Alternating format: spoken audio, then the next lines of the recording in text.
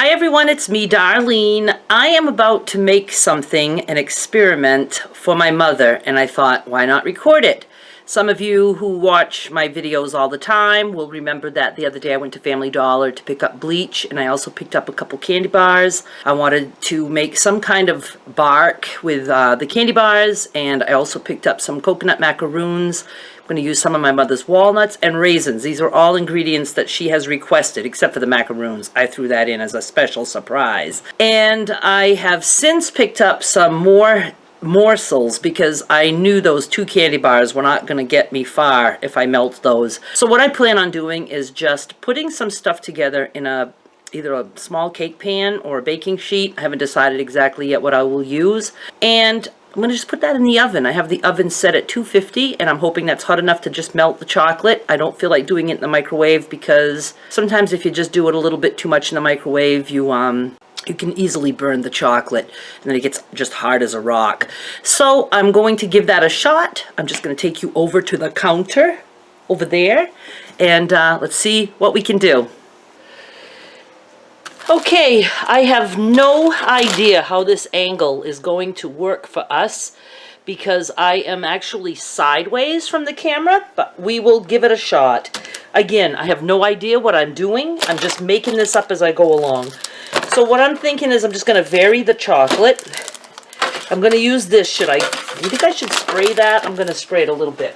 I don't necessarily think the chocolate will stick, but we'll give it a little coating. This is such an old cake pan, and I will cry if I ever lose it.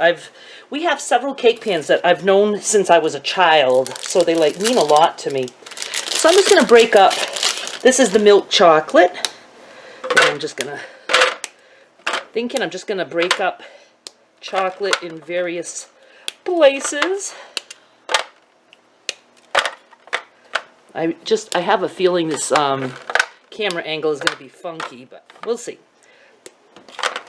Then let's do, I want to save some of that for on the top actually. So let's do some of the dark chocolate. Let's break that kind of in half. And then I'm going to actually put some chocolate morsels. Scissors. Where are you? We'll use a knife. The next best thing to scissors.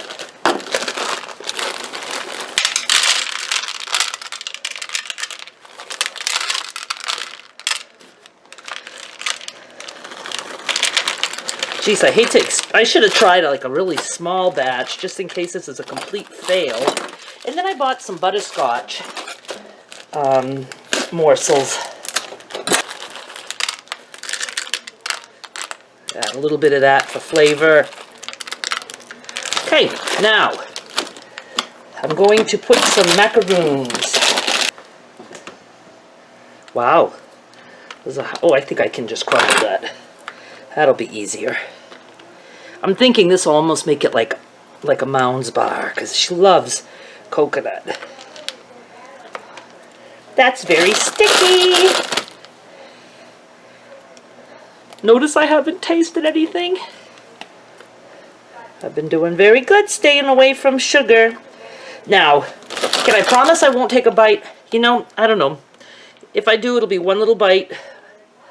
But it's just that I like to make stuff and I like to come up with ideas, and I guess I'm going to just put all these macaroons in. Nice and coconutty. Just want to make sure I have enough chocolate for the top. I just hope I can take this out of the pan after. I wish I had some wax paper. I have to put that on my list. I ran out of wax paper and I need it. Okay, now some walnuts. Yes, I will take the polish off these crazy nails at some point. I should have taken out my little chopper thingy. My mother's favorite nut is walnut. Boy, this might make more than I thought. This comes out good. I'll be able to make her all kinds of combinations. Alright, that should be enough for the walnuts. And she said she does want some raisins. And she only has a few.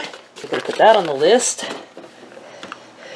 I'm thinking, well, with the coconut macaroon, it doesn't quite make it like chunky, but I was thinking, you know, that just the chocolate and I think some of those chunky bars have raisins, don't they? Well, I might as well use them up. Not too many. Was Chunky the one that had the commercial that says they're thickerer? Remember that? Used to drive me crazy. Oops. Raisin on the floor, raisin on the floor. It'll get swept one of these days. All right, then my plan is just to fill back up with chocolate. So let's do some of the butterscotch ones. Do some of these. I don't know if you can hear my mother. She's on the phone. We had a Gould assessment today. I would have done this a long time ago, but I thought it cost an arm and a leg to get help, and that you had to be practically in your deathbed to get any kind of help. But from what I've learned, my mother can get some help to come in as much as every day if we wanted, to do some, help her with cleaning and her bath, so I don't have to do that. And they would even come to help her to go to bed and to get up, to help her. I really want somebody to do her cleaning because I'm not a cleaner, and it bothers my mother very much that her house is not in the condition she would like it to be. You know, she would like it vacuumed every day if she had her way. And I definitely would like somebody to help with the bath because it's hard on my back. And so, and then we may even be able to have help with a ramp, so that I might be able to get her out of the house, and a life alert for when I'm gone, and some other things. And it's just a copay. So we're going to see how that goes. I'm just going to dump all the, wow, this is going to be quite the thick chocolate bar, don't you think? Okay, maybe I'll put a little bit more butterscotch on top. I'm just going to put that in the oven at 250. I'm going to let that melt, and we'll see how that, I'm hoping it comes out of the pan. I have no clue. I think I've gone overboard with the amount of chocolate and stuff that I've put in here. But that's it. I will let you know how long I have it in the oven for, and we'll look at it when it comes out. Okay, I just want to show you. This is what we have after 10 minutes. And I think it's probably melted all the way through, like if I wanted to spread that. So that was 250 for 10 minutes. And I think I have a disaster. Do you think the bottom is melted too? It must be. It must be. So now I guess I would just have to let this massive candy block cool, and then hope and pray that I can get it out of the pan. Oh, I'm trying so hard to not taste it. I'm not going to. Okay, I think I will put it in the refrigerator. How does that sound? And then I will report back again. No, you know what? I got a bright idea, and I stuck a knife in the center, and I can see like whole chocolate chips in there. Let me see. Yeah, on the bottom they're not melted. So I'm going to put it back in the oven. I'm going to try another 10 minutes. We'll see how that goes. I'm very confident that it won't burn the chocolate. Gotta go wash my fingers. Okay, I'm gonna go 10 more minutes at 250. Okay, that's another 10 minutes. Let me check the chocolate again. I couldn't think of the word that I wanted. I think it's seize. Like if you overheat chocolate or burn it, it seizes up. It turns into like a rock. Ooh, aha. Well, gee, oh, maybe that's a raisin. Do I still have whole chocolate chips in there? I can't tell if that's a chocolate chip or a raisin. That's a raisin. I think the chocolate is all melted. Let's try over here. Looks melted. Okay, that was 20 minutes at 250, and I'm going to just put that in the refrigerator now and let that cool off. Okay, here is what I did. I put this in the refrigerator for 30 minutes, and then I put it in the freezer for 30 minutes. And then I took it out, and I think it would have been ready then, but Survivor was on. So I watched Survivor for an hour, and I just left it in the refrigerator. Now this is pretty cold. I don't know if it's at all frozen and be hard to cut, but let's see if we can pop this baby out of here. I'm just pulling the sides apart a little bit, and I've got a, whoa. Yay! This came right out. That's one big, humongous piece of chocolate. It looks like fudge, but it's not. Now, geez, I think I should let it, I'm going to let it go down to room temperature a little bit before I cut it. But you know it doesn't matter if it cuts into perfect bars because I was just planning on breaking it up as bark anyway. So let's see. Let's see what happens if we try to cut into it. That's pretty hard. I'm probably not doing this the right way. I don't want this knife. I don't know. I can't find a knife that I really want. Like I said, I'd like to just, I don't care if it just breaks up. I just want to see.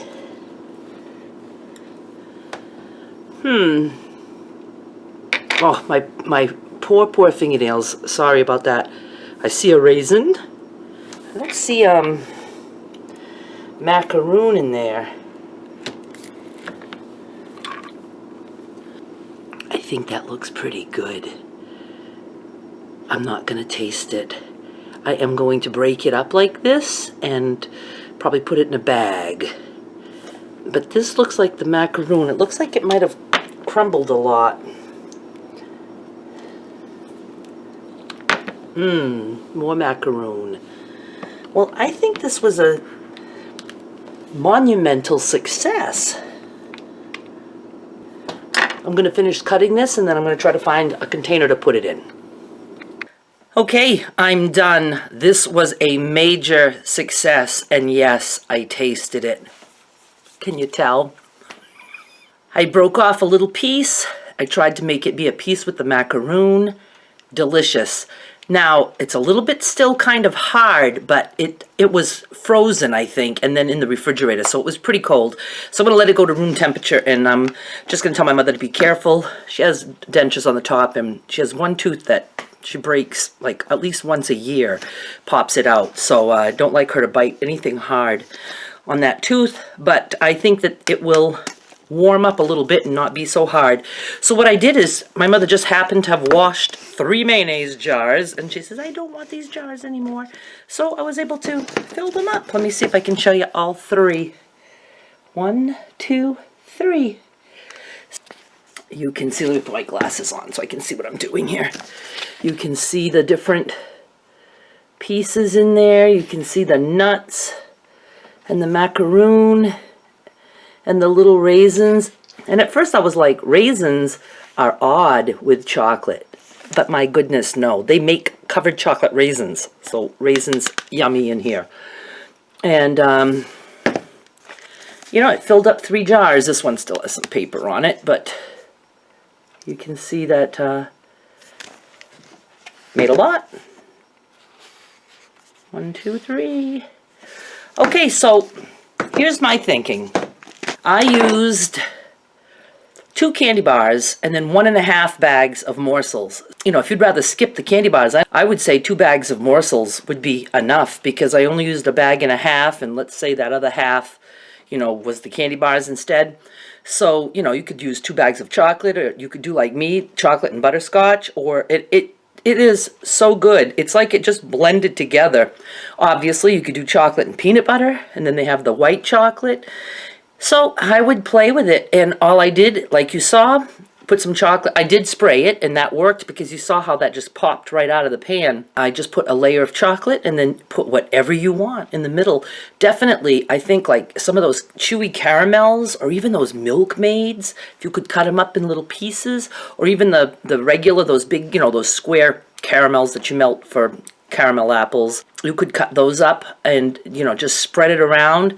I didn't get the caramels because, I thought that was going to be kind of like too hard for my mother's teeth. You definitely might want to try that. And just anything. I would like to even try either some gummies or some of the gumdrops because my mother likes anything jelly like that. And I think that would be great in there.